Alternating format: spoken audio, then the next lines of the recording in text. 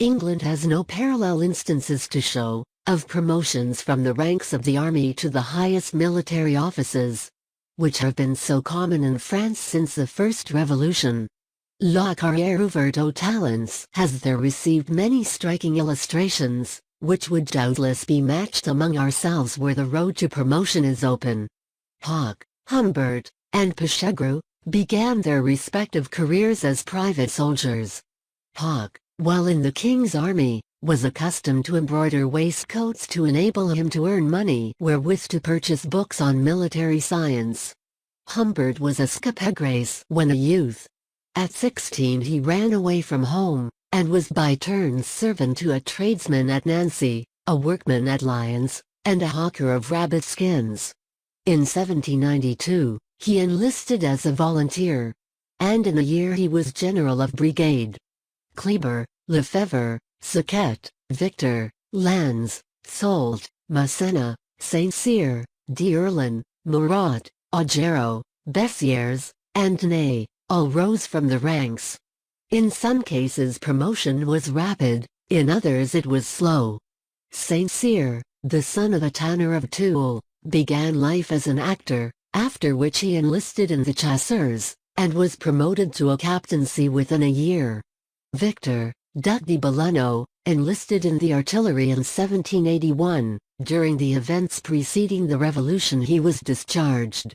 But immediately on the outbreak of war he re-enlisted, and in the course of a few months his intrepidity and ability secured his promotion as adjutant major and chief of battalion.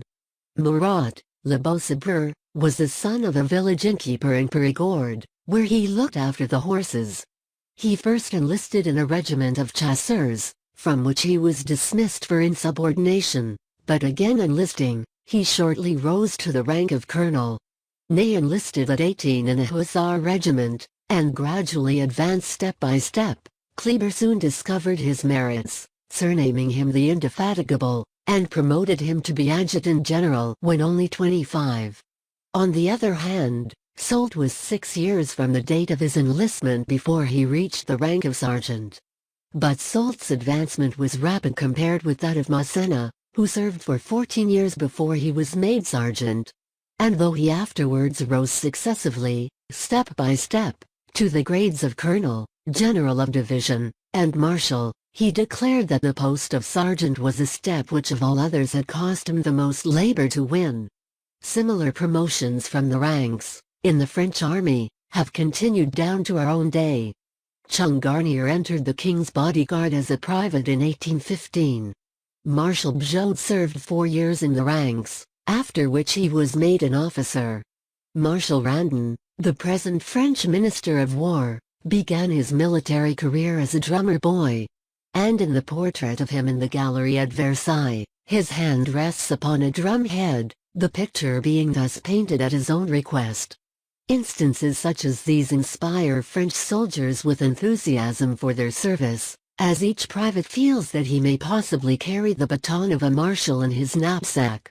The instances of men, in this and other countries, who, by dint of persevering application and energy, have raised themselves from the humblest ranks of industry to eminent positions of usefulness and influence in society, are indeed so numerous that they have long ceased to be regarded as exceptional.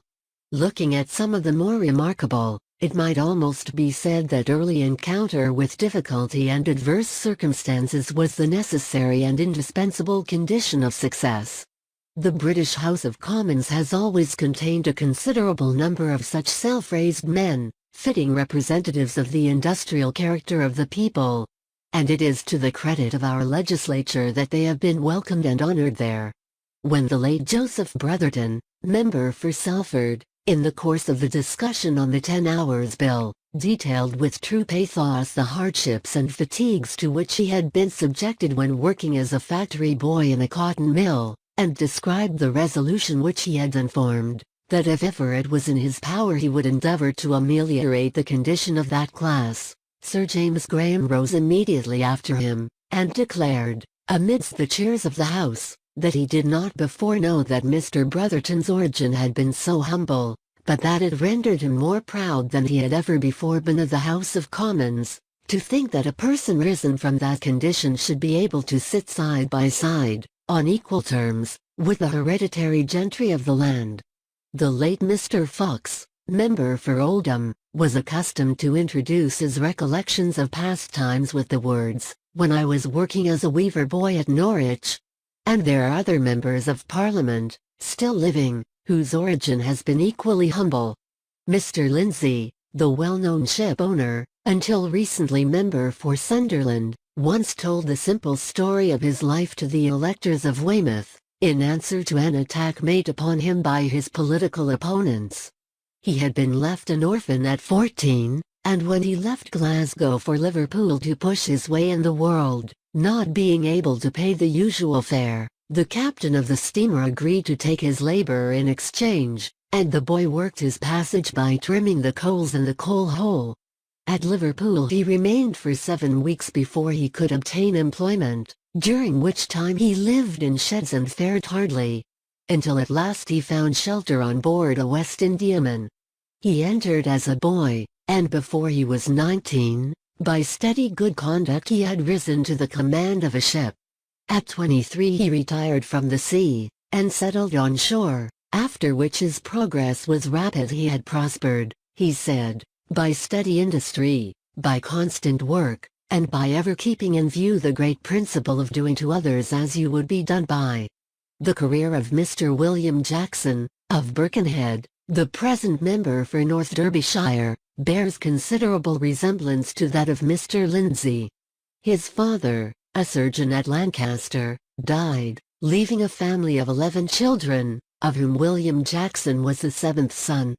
The elder boys had been well educated while the father lived, but at his death the younger members had to shift for themselves. William, when under 12 years old, was taken from school, and put to hard work at a ship's side from 6 in the morning till 9 at night.